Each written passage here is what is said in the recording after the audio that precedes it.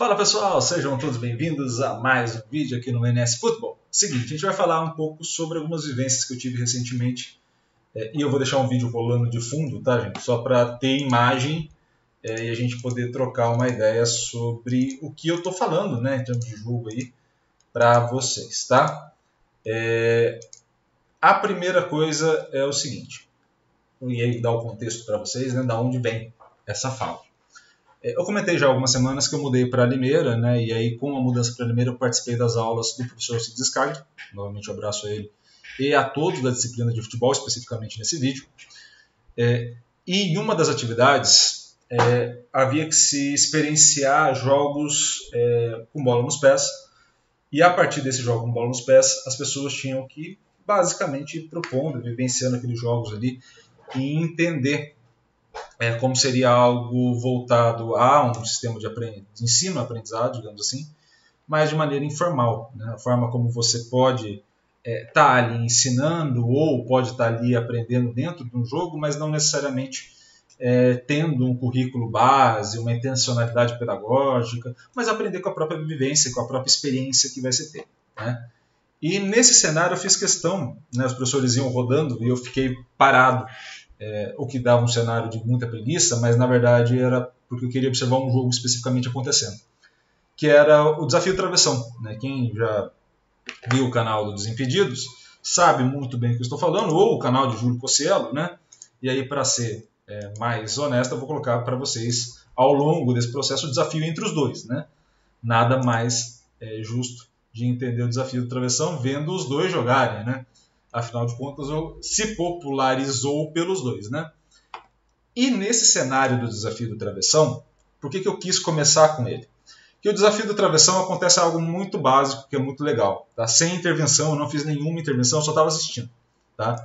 Quando a gente colocou a primeira vez para acontecer, as pessoas ficaram chutando a bola, tentando buscar o travessão e só valia o travessão. Similar ao que está acontecendo ali com o Fred e com o Júlio Cossielo, tá?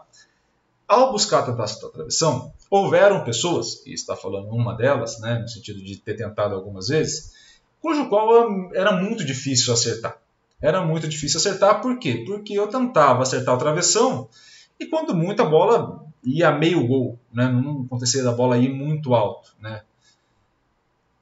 E nesse cenário onde a bola ia muito alto, os grupos iam rodando e uma pessoa ficava para explicar a atividade, né. E aí o processo de intervenção minha era só escolher a pessoa que ficaria. E eu peguei a pessoa que tivesse mais dificuldade na primeira, tá? Então, independente de quem fosse ali a ficar, seria a pessoa com mais dificuldade de fazer a bola chegar no travessão.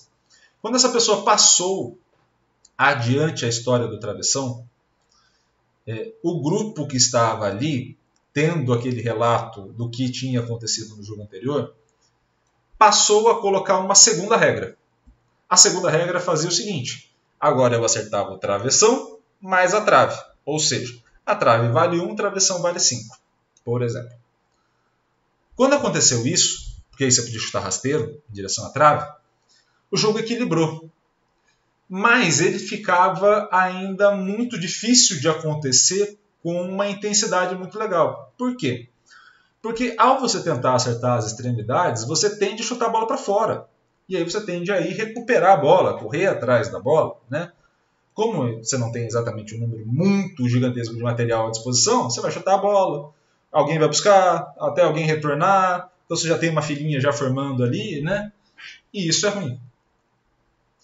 Nisso, escolhi, e aí a ordem era proposital nesse sentido para a minha pessoa, tá? Eu que tinha escolhido aquela ordem, de deixar o mais habilidoso. Então quem se destacou melhor no jogo, quem chutou melhor sem a bola ir parar. Quando ele contou essa história, de como foi o jogo para o terceiro grupo, o que eles propuseram?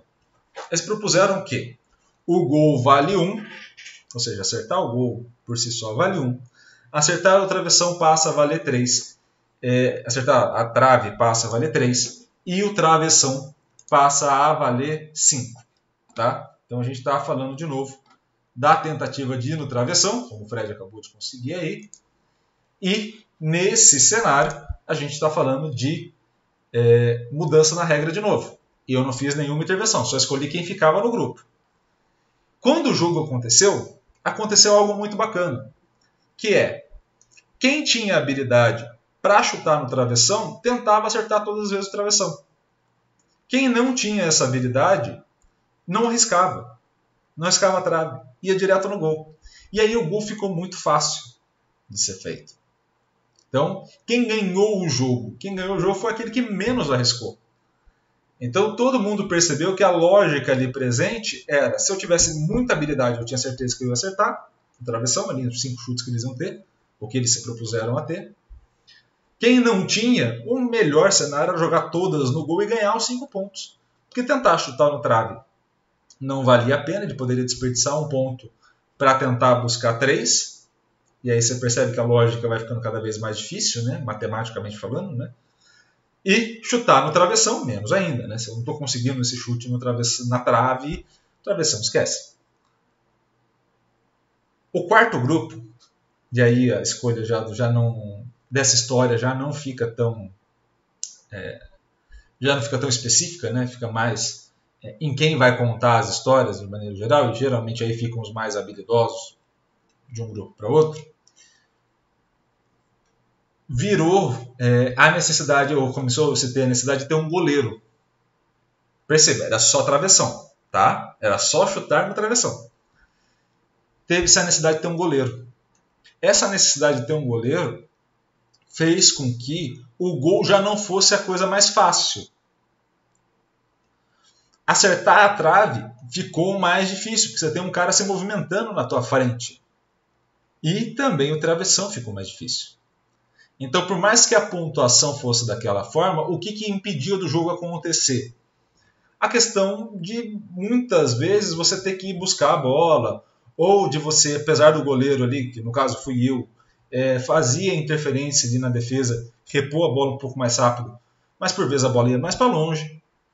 Então você tinha ali a construção. No último grupo, finalizando esse relato, no último grupo aconteceu o seguinte: se formou 2 equipes, ou seja, não era mais individual, era por equipe, e de novo tinha o goleiro. E aí, somatório das equipes, ou seja, equipes mais ou menos equilibradas ali pelos próprios alunos, a somatório ganhava. Tá? Então, assim, somatório de pontos feitos pelas equipes ganhava. Onde que a gente poderia chegar? E aí, daqui para frente é um devaneio da minha cabeça, tá? A gente poderia colocar como se fosse rebatida. Então, se eu, goleiro, rebati a bola, não encaixei a bola ou não joguei ela para fora, o jogador poderia complementar. Poderia ser algo do tipo. Eu poderia colocar a regra que, ao jogador poder complementar, um outro cara da equipe poderia fazer a defesa. Né? Poderia servir ali para um jogo de 1 contra 1. Podia ser que, ao fazer a rebatida, eu poderia, por exemplo, liberar 2 contra 2. E assim por diante. Perceba que do jogo de travessão, que era só acertar o travessão. A forma como você vai passando essa história adiante, os próprios jogadores vão levando essa história à construção de novos jogos, que já não é mais o mesmo original, e principalmente, além de novos jogos, jogos mais próximos e mais úteis para eles, para o que eles querem, que é se aproximar do futebol, que era uma aula de futebol, então era isso que eles queriam. Então perceba como a construção, e aí quando eu coloco aqui os desafios pedagógicos para não matar o jogo, é isso.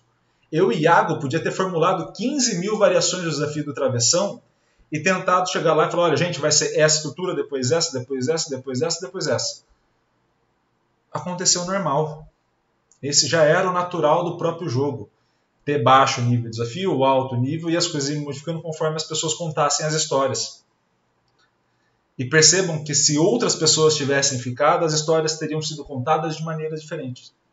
Porque cada um teve a experiência do jogo de uma maneira única. Então perceba as camadas que estão aí.